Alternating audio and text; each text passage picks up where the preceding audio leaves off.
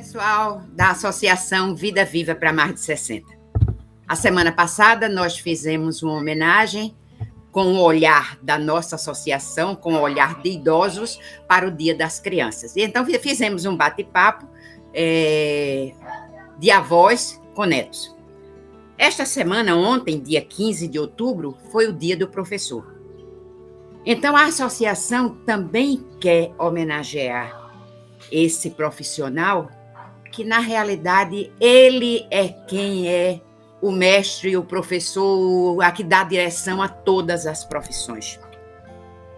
E hoje eu tenho o prazer enorme, o orgulho de trazer um professor universitário que é meu sobrinho, meu afilhado, e que nos dá a toda a família muito orgulho.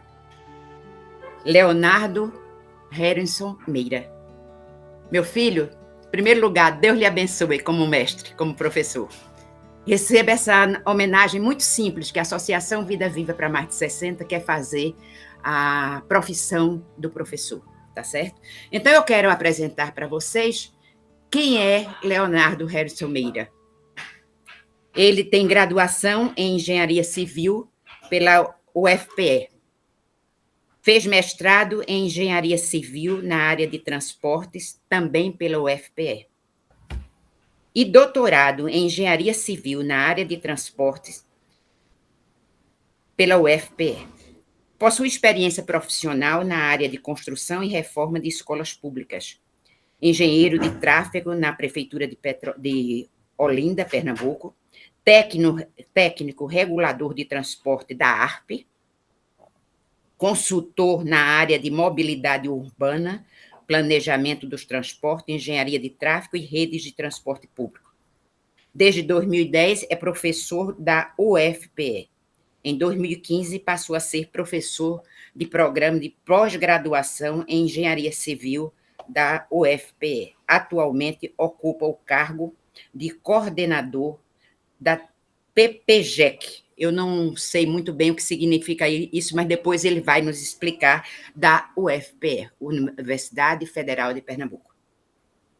Então, eu fiz questão de ler este currículo, porque, Leonardo, a gente, às vezes, por ignorância mesmo, como povo brasileiro, a gente tem a tendência de valorizar pouco o professor, achando que, como isso não é uma profissão de muitos dinheiros, que deveria ser, não é?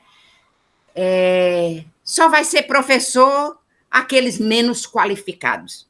Então, eu quero chamar a atenção para todos que estão assistindo que não é bem assim. Os bem classificados, os bem-sucedidos profissionalmente também podem escolher como profissão professor. Então, a primeira coisa, Léo, que eu quero que você esclareça para as pessoas, como você, com tanto mestrado, pós-graduação, doutorado, você escolheu para a vida ser professor, ser mestre. Bom dia, boa tarde, boa noite, né, dependendo da hora que você esteja assistindo. Aos amigos da associação, é um prazer atender esse convite. PPGEC, como Tia Graça falou, é Programa de Pós-Graduação em Engenharia Civil, aqui da UFPE, que eu estou atualmente coordenando, né? Então, assim, eu costumo dizer que no dia que eu assinei meu contrato para ser professor na UFPE, lá atrás, 10 anos atrás, 11 anos, em 2010, eu renunciei a qualquer sonho que talvez eu tivesse na minha vida de ser rico. Porque, professor, você não vai ser rico no Brasil. Mas, contudo, dizem assim, trabalhe com o que você ama, que você nunca vai precisar trabalhar. E isso, para mim, é uma realidade. Eu não preciso trabalhar.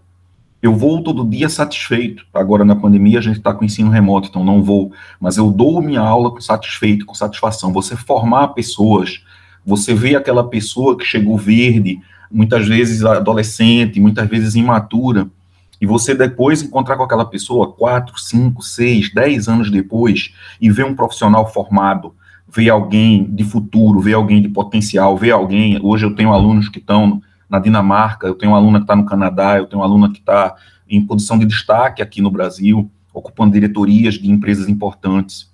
Isso não tem preço. Então, a docência, e nisso que Tia Graça está falando, um país sem educação, ele não tem futuro. E você não pode colocar o futuro do país na mão de repente, pessoas que não têm a qualificação necessária. Então, é uma profissão que precisa, sim, ser valorizada, é uma profissão que precisa ter pessoas competentes, em muitas áreas tem, também a gente não pode achar que só tem incompetente, não é isso, mas a partir do momento que essa profissão ela é negligenciada, na verdade, você está negligenciando o futuro de toda uma nação, seja das nossas crianças, seja dos nossos jovens e mesmo dos nossos adultos. Porque eu digo que estou hoje com 42 anos e eu estudo todo santo dia. Eu continuo estudante, seria um eterno estudante. Isso mesmo, Léo.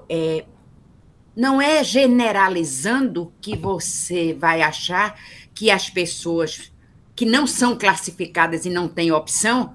Mano, você é professor aqui. Não, não é assim. A gente precisa não generalizar, porque a mídia é meio perversa. Sempre quando a gente diz assim logo todo, né? Do mesmo jeito que existem professores que não realizaram o sonho que você realizou, você deixou uma coisa para ser feliz no que você ama fazer. E quanta doação tem nisso? Porque é você ter sido um aluno sempre brilhante, que eu sei que foi, sempre muito dedicado, para você dividir esse saber com outras pessoas e ter sua realização, sua plenitude profissional, não é? No amor à sua profissão, de ter o orgulho de hoje ter uma aluna no Canadá, bem-sucedida em tal empresa. Aí é o tipo da coisa assim. Essa aluna vai dizer um pouquinho do meu saber, um pouquinho de mim, tem do professor Leonardo. Isso é legal, como a gente pode dizer, não profissão, mas como missão, né? Então, meu filho, parabéns pela sua escolha. Mas vamos lá. Quando se entra, a idade mais ou menos que se entra na universidade, é aquela idade ali numa faixa de 17 a 20 anos, por aí, às vezes quem tenta um pouquinho mais, chega um pouquinho mais atrasado. E eu acho que é uma overdose para a cabecinha do estudante. Aí ele está, primeiro, como diz a geração de hoje, se achando, eu agora já sou universitário, estou entrando no mundo dos adultos. E ele, às vezes, pode esquecer que o mundo dos adultos traz muita responsabilidade, inclusive neste momento, com ele mesmo, porque aí não é mais papai e mamãe que vai definir a profissão do amanhã dele, né? E ele chega para uma nova turma, para um novo mundo, para um mundo de cobranças, até no estilo, nos métodos educacionais. Qual é a importância do professor como facilitador de aprendizagem nesse momento de um pool aí de vamos dizer assim, muitos itens de definição da vida do estudante, como liberdade, como compromisso, responsabilidade. Qual é o papel do professor nessa hora? Eu diria que é fundamental, tá? Ainda mais no mundo que nós vivemos hoje, e não estou falando nem da pandemia, não estou falando nem de nada disso. A gente vive hoje num mundo digital, a gente vive hoje num mundo onde os alunos têm acesso a muita informação, mas essa muita informação, ela pode ser uma bênção, mas ela também pode ser uma maldição. Ou seja, você tem que saber filtrar, você tem que ter uma certa maturidade para saber filtrar aquilo que você recebe. Porque existem fake news, existem muita desinformação. E o professor, ele tem o papel de, pelo menos na parte acadêmica, fazer esse filtro. De fazer chegar para o aluno aquele conhecimento que ele precisa para poder desempenhar aquela profissão. O conhecimento correto, o conhecimento técnico, sem nenhum tipo de fake news e sem esconder nada. Isso é um ponto. O segundo ponto é entender que essas ferramentas digitais existem, elas precisam ser utilizadas para que você dê uma aula minimamente interessante para aquele aluno. Aquela ideia do professor passar 2 horas e meia, com um giz, num quadro, meio que cuspindo um assunto, você não vai prender a atenção num jovem atualmente, nem numa criança, com essa metodologia a mais, essa pedagogia. Então, isso também avançou. Você tem que trazer vídeos, você tem que trazer exemplos, você tem que colocar a internet no seu pacote, você tem que colocar a informática de alguma forma na sua vida, porque senão você tem que puxar a atenção. Você solta aqui uma brincadeira ocular, dependendo do seu. Eu gosto muito de brincar em sala de aula, então eu brinco com uma coisa, brinco com outra, para que o aluno possa ter um momento minimamente divertido e não uma coisa chata que está ali sendo jogado e um assunto e que não vai prender a atenção dele. E se não vai prender a atenção, também não vai gerar conhecimento futuro. Então, não é uma profissão simples você pegar lá 30, 40 jovens numa sala e tentar prender a atenção de todos eles. Mas você tem que buscar isso, você tem que entender que essas ferramentas existem, tem que tentar aprender a utilizar para que esse jovem ele possa sair. Você tem uma responsabilidade com o futuro profissional desse jovem que você está formando. Essa sempre dá uma ideia a nível de família mesmo, entendeu? Ou a nível de quem está de fora, que o professor universitário é aquele que chega ali, como diz você, cospe o assunto ali, quem tiver interessado aprenda, quem não tiver, não é? Porque você já passou ali, você já está com adultos, você não tem mais que estar se preocupando com comportamento, com atitude, não é? E muitas vezes a família, professor, deve a sua parte. A família, por razões vamos dizer assim, do que pode, não sei, alguns chamam de desenvolvimento, ela correu para o sustento, ela correu para o trabalho, e quando o pai e a mãe chegam hoje, já chega cansado e não sei o que lá, e não, mas eu estou aí cumprindo o meu papel, eu estou deixando aí a babá aqui, eu estou deixando um colégio de tempo integral, E esqueceu, talvez, eu acho que a família hoje deve laços afetivos. E talvez diga assim, a velhinha tá ficando babaca, não sei o quê, entendeu? Tá com um negócio de antigo. Não, mas o que constrói um ser humano, um adulto, um bom profissional, não tenha dúvida. Por mais moderno que o mundo seja, da tecnologia, do que for, na busca desse equilíbrio que você falou, não cair na maldição da internet, mas na instrução, aproveitar isso aí, precisa equilíbrio emocional. E é o que a gente não vê. Você, como professor, percebe essa falha? Demais.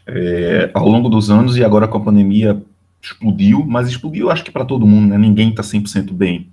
Mas mesmo antes, a gente tem, ao longo dos anos, notado uma crescente quantidade de alunos que necessitam de um apoio psicológico e às vezes até psiquiátrico, não só por problemas ligados à família, mas às vezes outros tipos de problemas com depressão, com doenças ligadas. Eu não tenho formação nessa área, né? Eu sou engenheiro, como foi dito, então não tenho muito como opinar nisso, mas a gente percebe.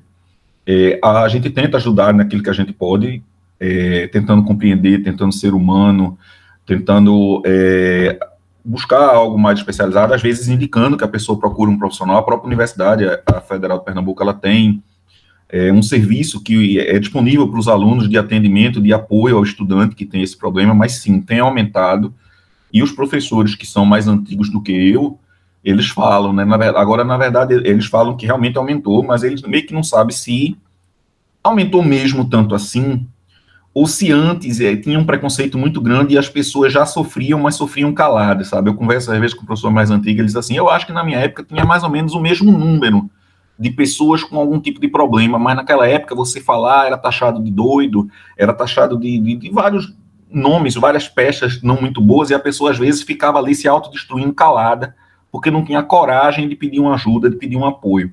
Então isso talvez tenha avançado um pouco, no sentido que hoje muita gente já busca esse apoio e já coloca mais o fato. A gente tem sim uma quantidade... Você tem razão no seguinte, talvez a pandemia tenha sido positiva para isso, porque por trás da pandemia todo mundo hoje justifica que talvez essa depressão, talvez isso aí se deve à pandemia. Então, talvez seja o momento de você dizer assim, isso explodiu hoje porque tem uma justificativa, foi a pandemia que me trouxe essa depressão. Você pode ter razão, sim, né? Okay. Bem, então vamos ao seguinte. Outra coisa também que eu queria desmistificar em relação à universidade. Porque quando se coloca uma notícia, se mostra uma imagem de uma USP, por exemplo, que tem um subsolo, não é? Que ali se faz festa, que ali se vende drogas, que ali professores e alunos curtem a vida porque são intelectualizados, superiores, talvez, na inteligência, no assunto. Qual é a verdade que existe sobre essa universidade das drogas? Vamos lá.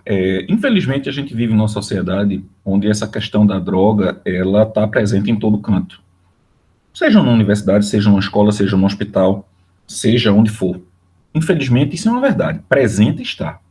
O que não pode ser vendido, o que não pode ser colocado, é que na universidade só se faz balbúrdia, é que na universidade só tem drogado, é que na universidade as coisas são soltas, porque não são. Convido quem quiser a visitar lá nosso UFPE e você vai ver que não tem isso. A universidade é fonte de pesquisa, é fonte de conhecimento. Boa parte dos projetos que saem desse país, boa parte do desenvolvimento tecnológico que sai desse país, a UFPE firmou um convênio agora de 80 milhões de reais com a Petrobras. A gente tem um laboratório de petróleo, um dos mais modernos do mundo, no Litpeg, que é um prédio novo que foi construído com investimento da Petrobras na universidade. Está formando mais de 200 pessoas, entre alunos e técnicos, dela mesma, que vão para a universidade todo dia para estudar e vão para trabalhar. E essas pessoas estão lá fardados e entram para mexer em equipamentos caríssimos e fazer pesquisas de ponta. Isso eu estou falando da minha área de engenharia. Lá na medicina, lá no direito, em outros locais, o normal da universidade é você estar estudando. Você vai chegar, por exemplo, no próprio CAC, que é o Centro de Artes e Comunicação, tem um café lá, que você vai tomar um café, você vai chegar, vai tomar um café, vai comer um bolinho de rolo, você vai comer aquilo da sua preferência, e você não vai ver ninguém drogado. Esqueça isso. Agora, eventualmente, em algum local específico, em algum horário pré-determinado, pode acontecer de ver alguém com algum tipo de droga? Pode, mas não é porque é a universidade. Você pode ver isso na praça da esquina da sua casa. Em um determinado local, você pode ver isso numa festa.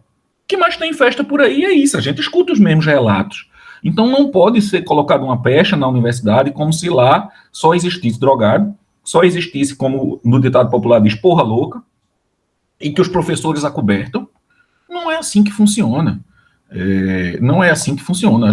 Eu, como professor, não sou fiscal da vida de ninguém, mas é óbvio que se eu ver alguém tendo uma atitude ilícita, eu vou denunciar. Eu não estou lá para agradar ninguém, eu estou lá para fazer o meu trabalho, e tem que fazer bem feito. Né? Agora, festas e tal, desconheço. Na UFPE, ou pelo menos no CTG onde eu trabalho, festas lá dentro, desconheço. Pode acontecer, pode, mas eu desconheço. Como você diz assim, quando lança a nível de televisão uma imagem dessa,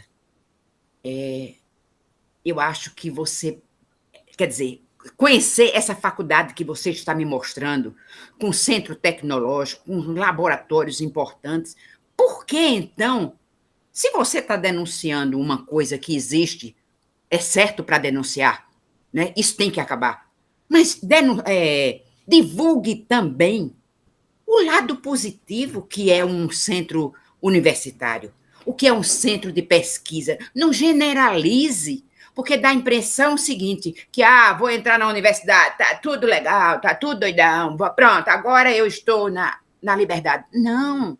Então, eu acho que isso também tem muito da imprensa, talvez, não é criminalizar a imprensa, mas vamos dizer assim, se você denuncia uma coisa, mostre a coisa boa, né? E isso, esse depoimento seu tranquiliza e vai tranquilizar muita gente para saber que na universidade as coisas funcionam também como devem funcionar profissionalmente. Bem, a gente está aí, como você já me disse há pouco aí, já estávamos em 16 minutos, eu acho que agora já está quase 20. Mas eu não posso encerrar sem reiterar, reconvidar você como um técnico do transporte, volte para ver nossa Petrolina. Nossa Petrolina já recebeu um título de cidade, na época que Fernando Bezerra era prefeito, um título de cidade educada em trânsito, que foi naquela época que se colocou as faixas. Lembra que os carros paravam para os pedestres passar? Você precisa conhecer nossa nova Petrolina, de nova instalação de iluminação, viadutos novos. E no centro da cidade, hoje, eu tenho a impressão que, assim, ligeiramente, só me acontece de lembrar de 2 semáforos. O resto, rotatória. E, Léo, nós estamos dando show em educação de trânsito. Você precisa vir ver nossa Petrolina, visitar nossa Petrolina, para poder você levar como exemplo para o estado de Pernambuco nossa Petrolina em transporte. O próximo assunto vai ser exatamente da associação. Eu quero postar convidando para conhecer nossa Petrolina. Então, eu vou postar um bocado de rotatória que a gente tem aqui, linda, né? Que nosso prefeito preparou uma Petrolina muito bonita para ele chegar em Pernambuco, né? Para ele chegar em Pernambuco. Miguel Coelho. E aí o resultado, eu, como recifense, apenas cidadã de Petrolina, tenho muito orgulho dessa terra, porque eu cheguei aqui em 1966. Então, eu vi essa terra crescer. Então, amo tanto quanto amo o meu Recife, onde eu nasci. Então, lhe convidar para você vir conhecer a nova Petrolina de viadutos, de rotatórias e de sucesso no transporte. Bom, eu agradeço, como você sabe, está nos meus planos ir aí, se Deus quiser, em novembro, no comecinho de dezembro, mas esse ano eu vou aí ainda. Eu tenho uma parceria boa com o pessoal da Univasf, a gente também não pode esquecer a nossa universidade de Petrolina, uma universidade relevante, que tem a parte de engenharia também, embora que a parte de engenharia, as aulas são ministradas em Juazeiro, mas faz parte da Univasf, eu conheço professoras daí, conheço a professora Danúbia, conheço a professora Nailde, então temos parceria, já fui aí, tive a chance de participar de banca de concurso aí, então é sempre um prazer, é muito bom quando uma cidade parte na frente, quando a cidade é moderna. Eu sempre costumo dizer que, ao longo dos anos no Brasil, se falava que semáforo era acima de desenvolvimento. O que as pessoas não entendem, às vezes, e não têm obrigação de entender, porque não são técnicos em engenharia, a maioria, né, é que um semáforo na cidade ele é um mal necessário. Ele é uma coisa ruim, mas que às vezes é necessário para organizar um certo fluxo. Então, eu gosto muito, eu dei aula quarta-feira de engenharia de tráfego e falei exatamente sobre isso, por coincidência o assunto foi rotatória, e eu gosto muito da solução da rotatória, é algo interessante para uma cidade que não tem necessidade de ter um semáforo. Vai chegar um ponto que a rotatória, a capacidade dela se acaba e você realmente vai ter que fazer um semáforo. Mas eu gosto muito dessa ideia, vai ser um prazer, e se Deus quiser, ainda esse ano, agora já, graças a Deus, com as 2 doses, vacinado, a gente vai poder se ver, para eu poder dar um beijo a todos vocês aí. Meu filho, Deus lhe abençoe sua profissão, que vem do coração, então isso aí deve sair muito conhecimento. Como você diz assim, continua estudando e estudando muito. Muito obrigado pelo seu tempo, por ensinar até eu chegar aí nesse tal de MIT, que eu não sabia como era. Eu estou bem atrasadinha na informática, mas quero, assim, como associação, eu não quero perder tempo de ser blogueira de 73 anos, quem investe isso, quem investe... Não. Eu quero, pelo nosso perfil de associação, eu quero passar sempre informação. Então, muito obrigado, abraço em todos aí na sua casa, Deus lhe abençoe, muito obrigada, viu? Eu que agradeço, um beijo, um abraço para os amigos da associação e, se Deus quiser, sucesso para a associação, se Deus quiser, a gente vai se encontrar em breve. Beijão. Beijo.